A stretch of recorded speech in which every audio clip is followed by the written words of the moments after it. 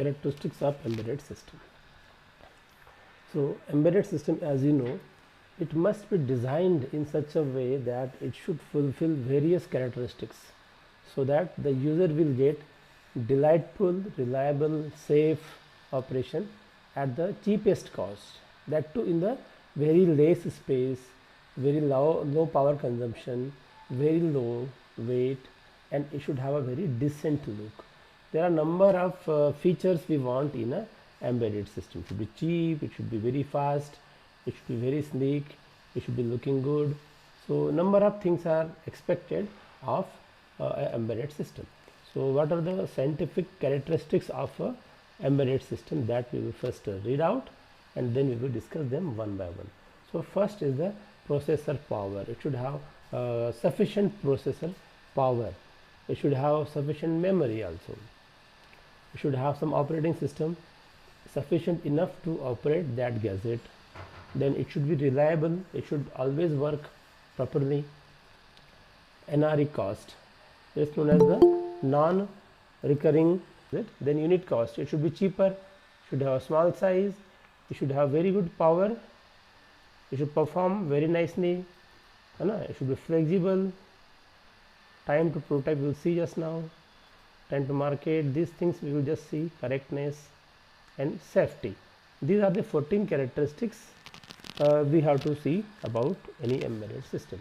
Now we will see each of them one by one. So first is the processor power. Every embedded system has got a processor or a controller, so it should have got sufficient power for which that gadget is designed. The power should not be very high, then the cost will increase. If the power is very low, then it will be very slow. So the power should be sufficient enough to process the desired task. So depending upon the requirement, you can choose 8-bit, 16-bit, or 24-bit, 64-bit controller can be selected. There is a mistake here. This is 32-bit basically, not 23. So we can choose the size as per requirement. So with the processing power increases with the clock. So as you know, in our 8051 we have got 12 megahertz clock. More the clock frequency, more the power of the system.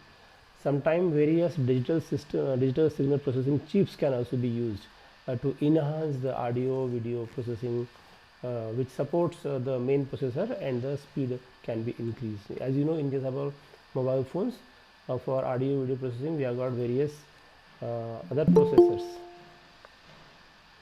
Then memory. The embedded system should have got sufficient memory, right? Memory should be properly selected as per need. See, everything involves the cost. So depending upon the cost needed, the power needed, the memory needed, the memory can be selected.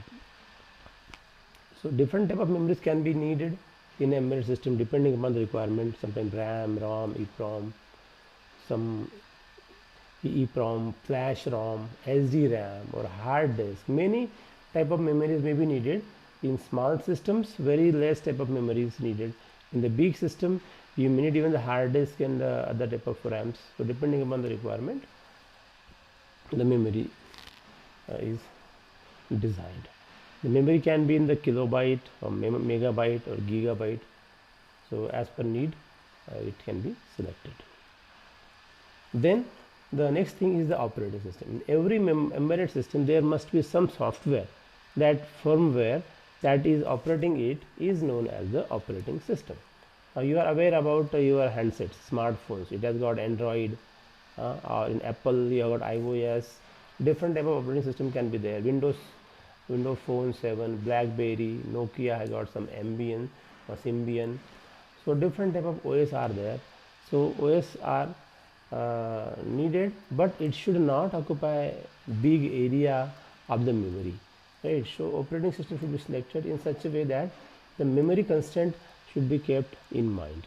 So OS can be tiny OS, small OS, or embedded OS, real-time OS, mobile OS. There are different type of operating systems available for embedded system, so that can be selected as per the requirement. As you know, in case of your small feature phone, the OS is small, that we may not be knowing also, but in the smartphone there is a big operating system, you know, Android, so it is a big operating system. So not that everywhere there is an Android system. The small operations there is no any OS also. So small program is enough, like in the weighing machine. So small program is there, but it is a small or tiny OS, you can say. So OS can be free or it can be licensed also. This operating system must be reliable and able to run with tight constraint on memory size. So it has to fit in the memory only. So the memory size of the OS should be very small, and that's how you have to choose it. Depending upon the size, time and the processing power needed, we have to choose the OS also. Then the next parameter is the reliability. Reliability is what? The system must perform as per expectation. It should give the correct answer. That too, every time, all the time. Not that sometime it works, sometime it doesn't work. So it has to work every time without error. When a system performs extremely well every time, all the time, that system is said to be a reliable system. So you know your handsets are very reliable, every time they operate. If something goes wrong and they hang, what you say? My handset is not reliable, it is working sometime but not working sometime. So this is a reliability. So embedded system must be reliable, it should work every time.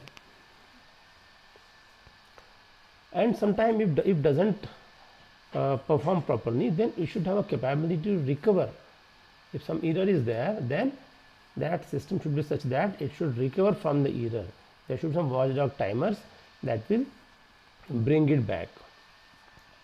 Now in order to be reliable, the software and the hardware of the embedded system should be tested very thoroughly, and we have to ensure that the system works in a very reliable manner. This is reliability. Then NRE cost. NRE stands for non-recurring engineering cost. When a gadget or when an embedded system is designed, that time number of costs are involved. From the planning to design to prototyping, R&D is involved there. So it is the cost involving design and development of the first fully working prototype. First working model is to be designed. That requires a lot of cost because it involves planning, it involves persons for R&D, it involves designing up so many things, and then the first product is ready. So how much cost is involved, how much cost is incurred to design the first prototype of the system is known as the non-recurring engineering cost. So that also includes the research and development. So it is to be minimum. Then the unit cost. So what is the unit cost? When you start manufacturing, you have to manufacture at a large scale, and when you produce at a large scale, that time the cost per unit also reduces. So it is the cost of an item manufactured on large scale.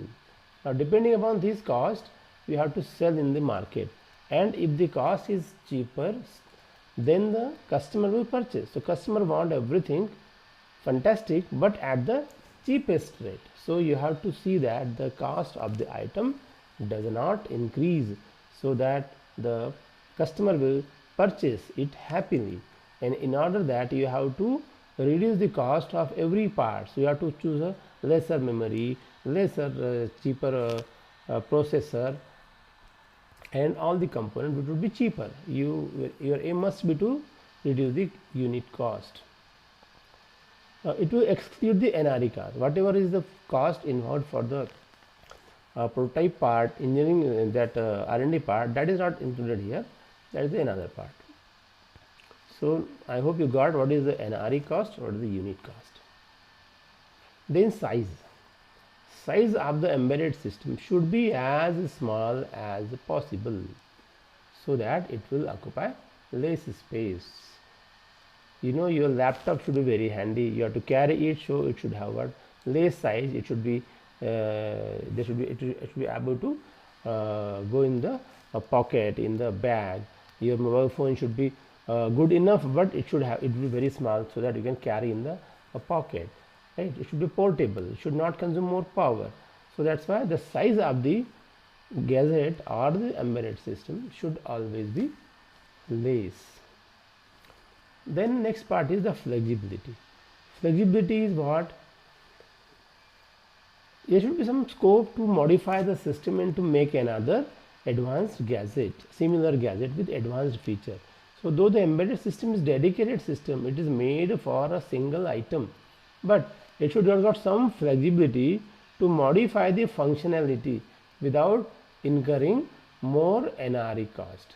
Means if you want to design some another product, means that time the current system should have got some features so that the same thing can be modified with different some attachments and some more hardware or some more software to make another more efficient gadget. This is called the flexibility. Otherwise, every time you have to incur the non-engineering recurring cost, and that would be expensive. So software should also be flexible to update the functionality in the newer version. You know, every time, every month you get update of your Android, of your handset. So the software is updated, so the functionality of your handset is also improved. So that is what is known as the flexibility of the embedded system design. Then time to prototype. Now time required. See, we have to prototype, means that NRE cost we have just discussed. First we have to do some R&D, we have to do some planning, then design, then getting the first fully working prototype. So it takes time from planning to execution to get the first prototype. It may require 3 months, 4 months. So if that time is more, then by that time some other companies also can come in the market. Right? So this time should be reduced. This time should be minimum, because technology is changing and various similar products are launched daily in the market. So if you are planning to do something, but if you take a lot of time and by the time you launch the product, there would be already many products in the industry, in the market, then who is going to purchase your product? There would be a lot of competition. So you will not be able to gain or get the sufficient profit. Your project may fail. So this time to prototype is very important. You have to be very fast in design. Then time to market. Another is time to market. Once the prototype is ready, now you manufacture the product and you market it, you appoint your distributor, you launch in the market and you sell it. So it requires some time to do the marketing also. By the time you launch, so by the time you start off marketing and the customer get that product in the hand, that time should be less. Otherwise your cost would be more, means the money would be invested for more time. So the time required to market should also be less. That's why nowadays people launch the premium. Before actual operation, they start advertising that this product would be launched at the end of this month or at the beginning of the next month. The product is not ready, it is already in the manufacturing stage, but the advertising is started so that the time required to market would be minimized. So time to market means the time required to market your product after manufacturing it. So this time should be minimum. If it is too long, other competitors may launch the product in the meantime and the profit margin may reduce, right? Because technology is rapidly changing, so various similar products are launched daily.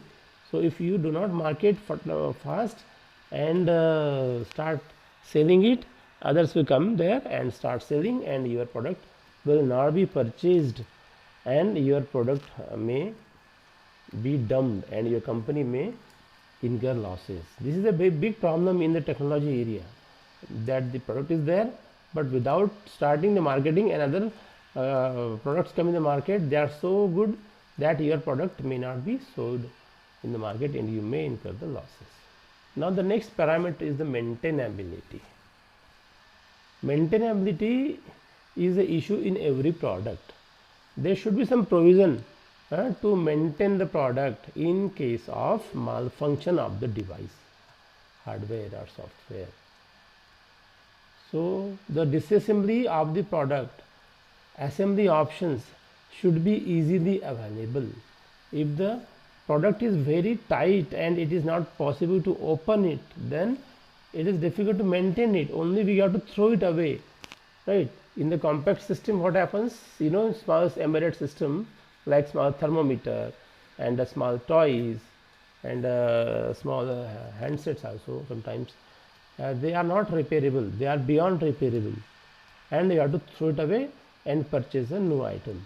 So in the embedded system, there should be some provision to open the system and to disassemble it and change some parts, so that the same product should be maintained. If a system is small, then nobody is going to maintain it, they can throw it away and purchase another one. But if the system is big, expensive, then it is not possible to throw it away.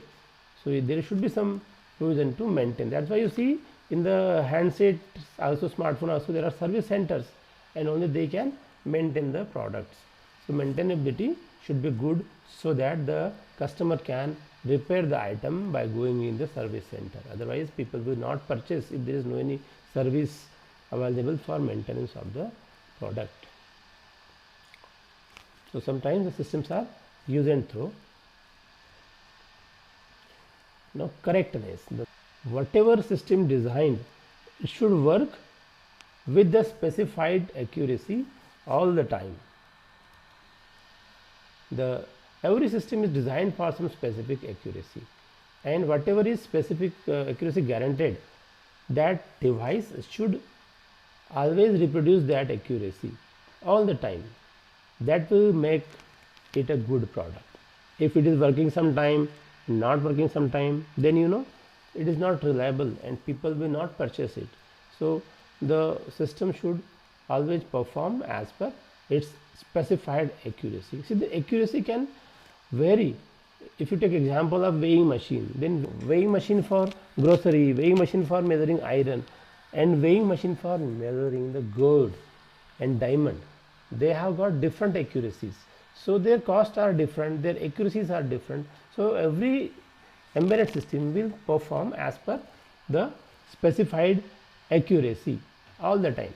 Depending upon that, the cost will vary, but more accuracy, more cost, that is there. But whatever accuracy is defined, that should be always produced by the embedded system. The system should be thoroughly checked again through various quality controls, so that under all the circumstances, the system performs under all surroundings and all the for all the parameters. So testing is very important after designing a system. Every product must be tested for the quality control, so that it will give you correct accuracy to the customer. The last parameter is the safety. Safety is utmost important. If a device is good but something goes wrong and the device explodes and it injures the person, then it is not a safe embedded system. Nobody will purchase it. You might have seen some cases in some of the Samsung models. It was found that Samsung battery explodes. So that company called back all the products and they replaced the batteries. So one problem can cause harm to whole the company also. So the safety of the human beings, safety of the person is very important. So the system should not cause harm to the user or others also during the operation or during the failure. If the system works properly but it fails, then it is injuring the others. So it is not of any use. The system should not radiate any electromagnetic waves You know, all these systems, they generate waves, they radiate the waves. So these waves can also harm the human beings or the creature on the planet or the trees or the birds. So that should not be the case. These radiation should be minimum, so that it will not cause harm to the user, or it should not also interfere with the other electronic instruments. If you have got one device and when you are operating, there is a noise generated into the TV of the neighbor or a person watching TV in the next room. So it would be interference between the two electronic devices. So these gadgets should not radiate heavy electromagnetic waves also. So they should be compliant with some standards. You know, CE, compliant with European standards. CE is a standard. Every device you will see there is a sticker written there. It is a CE compliant. So it is for this safety, that the device should not harm others. It should not have any sharp edges. It should be very smooth looking. If a small kid is operating, if it is very sharp, then that will also make injury to the person. So they should not make any injury. It should be very good looking, and touch should be good, feel should be good, and it should not be harmful also. So number of things are to be taken care of while designing the embedded system. So today we have seen various characteristics of embedded system. So once again I revise it. So what we have seen, now you can see processor power should have sufficient power, not very high, not very low. Memory should be also enough operating system, very reliable, less NRE cost, less unit cost, small in size, small in weight also. I have not given here, but weight should also be very less. If your handset is very heavy, then it is difficult to carry with you. Right? So power should be enough. Some more things are again there. Should be flexible, time to prototype should be less, time to market should be less, should be correct, it should be safe. One more thing is that I can note down here, weight should be, weight means WEIGHT, weight should also be less, so that it should carry, it should be portable. Then even the battery power should also be, battery power, you should consume less power, less electric power. This is also one of the parameters. Less power should be consumed, less weight, less size, less cost, very reliable, very powerful. So the various parameters of embedded systems are controversial. You know, I want very high power system, but I want very cheap system. I want very high power system, but I want very less size. I want very high power system, but I want to consume very less power. So there are number of restriction constraints while designing the system. One have to choose number of things, keep in mind, so that his product will be good, attractive, but cheaper. So these are the various characteristics of embedded system.